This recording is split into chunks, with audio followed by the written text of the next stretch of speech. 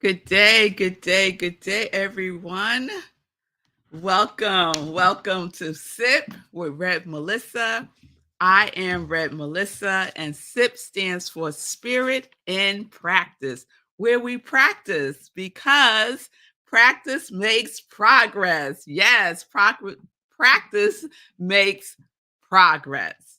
So I hope everyone is doing well today. Today's show is pre-recorded. Today's show is pre-recorded, but still put your comments in. I will read the comments and we will talk about it on the next morning sip. So, I am Red Melissa. I use the technology of spiritual psychology, spiritual practices, and universal principles to companion people in disrupting limiting patterns of thinking, limiting patterns of behaving, limiting patterns of believing so that they can prioritize their mind and their heart to reveal the healing from within. This is my passion. This is my ministry of joy, where I support people in living life in joy, connected to their yes. I am an ordained interfaith minister, a licensed religious science practitioner, a spiritual life coach, and the spiritual director, senior minister at Rockland Centers for Spiritual Living, a new thought center in New York. So if you need support, you can reach out to me on my social media. You can send me a DM and we can set up some time to talk. Yes, yes, yes. So there, I got it all in. We are in our silence series. So good day, everybody that's joining in. If you missed the opening, I said that today's show is pre-recorded. Today is a pre-recorded show. As a matter of fact, I'm going to put up a banner for that pre-recorded show. All right? All right. Just in case you missed the memo. Just in case you missed the memo. So today's show is pre-recorded because I have an appointment for my aunt that I need to take her to. So this is going to be a sip of a sip because Red Melissa got to get going. We got to get going this morning. So we are in our silence series. And just as a reminder, are you practicing silence? That's all we've been doing this is the second week, is going within and just being in the silence. Nothing else. Just being in the silence for a moment, a minute, a couple of seconds, but to do so deliberately, consistently, and intentionally. Yes? Being in the silence.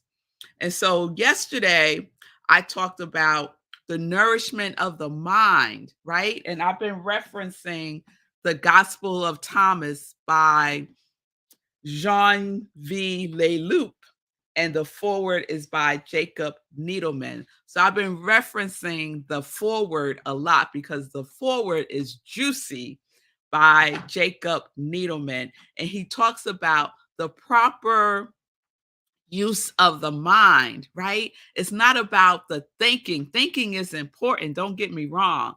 But the two most important aspects are silence and expression. And so he talked about nourishing the mind by the silence of the fertile void of pure being. The fertile void of pure being, right? That's where creativity is. So if you missed yesterday's sip where I go deep into this, you're going to want to watch the replay from yesterday because that's about transformation, right? About not just changing our lives, but transforming our lives. Yes? All right. So today I want to leave you with some questions for contemplation. And these are questions that Jacob Needleman brings up in the book, The Gospel of Thomas. So you might want to write these questions down. And these are great questions to take into your inspirational journaling, right? Many times when I'm coaching people and I talk to them about having a daily spiritual practice, and one of the tools that I highly recommend is inspirational journaling. And people say, but I don't know what to write. It's wonderful to just write a question and then see what comes through from within. See what information is within you in the silence of you, and that fertile void that has information for you, right? So it's wonderful to ask questions, to ask question and allow the universe to give you the answer. There are no questions where there is not an answer to it. There's always an answer from the divine, always an answer. But we have to be receptive to the listening and to the receiving of it. You can't receive when your mind is closed and your heart is closed. You have to be open and receptive. Yes? All right. So here's question one. What would it mean to attend your inner state of being? What would it mean for you to attend to your inner state of being? What would it mean for you to attend to your inner state of being? I wonder if I could put that question up. What would it mean for you to attend to your inner state? I got it, y'all, of being. That is the question. Here we go. What would it mean for you to attend to your inner state of being? Take that question in. Yes? Here's the second question. The second question is, and it's a long question, so I'm going to read it as he wrote it, and then I'm going to break it down and make it a little shorter. What would it bring to you to keep a quiet mind alongside the passionate commitment to independent thought that once brought such hope to our modern world? Right? That's a mouthful, right? Yeah, that's a mouthful. So let's break it down like this. What would it bring to you to keep a quiet mind, right? Alongside the passionate commitment. So what would it mean for you to marry the two, to marry your quiet mind with your passion? Oh, that's a good one. What would it mean? What would it bring you? What would it bring you to keep a quiet mind alongside your passion? Here we go. What would it bring to you to keep a quiet mind alongside your passion? To marry the silence, to marry the silence with your divine assignment. Yes. Marry the silence, the inner silence with your divine assignment, with your passion. Let's practice that. Let's practice. Yes. Let's practice marrying the inner silence with your divine assignment. What would that be like for you? Can you imagine it?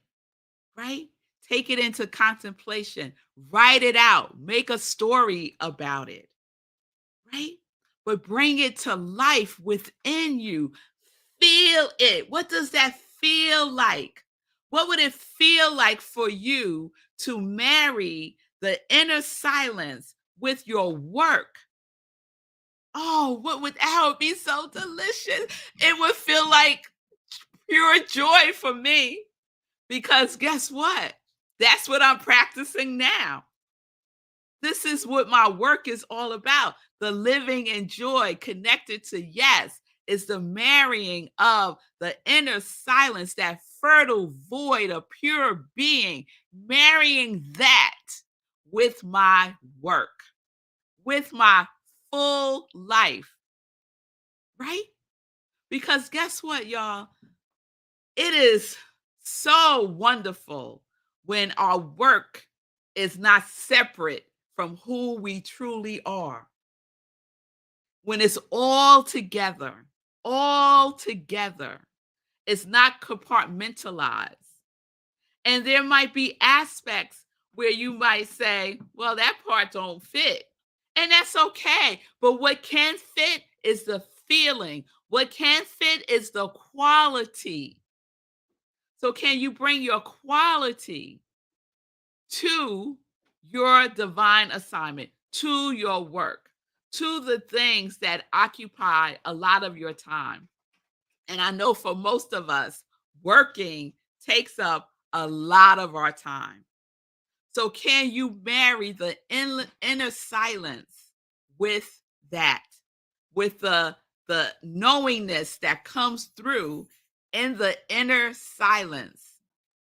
Apply that to all aspects of your life. Let's just practice. Let's just practice that. Because practice does what? Makes progress. Yes? All right. So I'm going to throw up those three questions again.